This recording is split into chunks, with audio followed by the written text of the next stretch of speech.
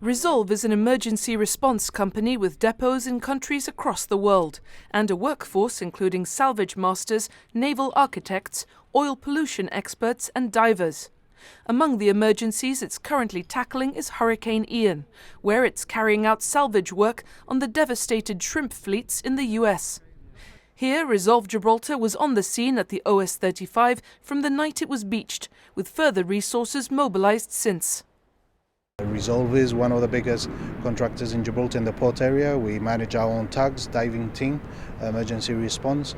So from day one we had approximately about 30 to 35 personnel involved full-time in the 24 hours a day in the services provided.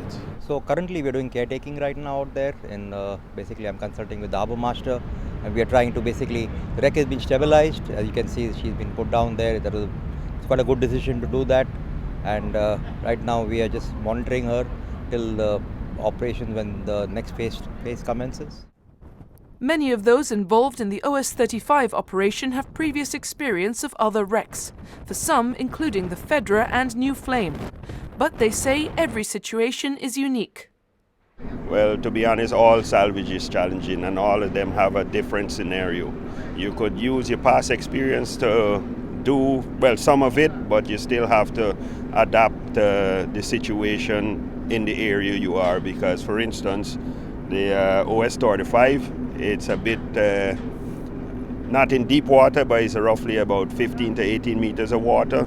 So we have to take all that into account. The New Flame was much deeper water and is similar, not quite similar, but it's two different depths. And compared to the Fedra, that was very shallow. So diving is slightly different in every operation. It's a complex and sometimes dangerous line of work. Well, it's mostly like penetrating the wreck. That is one of the serious things about diving, especially in the salvage operation. Like, for instance, you send in a diver to go into the engine room.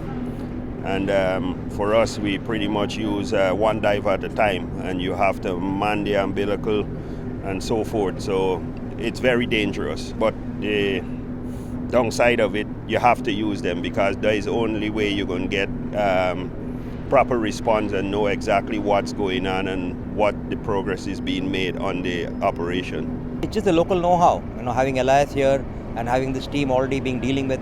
We have our own set of divers who do frequently, they're doing pollution, they're doing cleaning of ships and all. So they are accustomed with this area.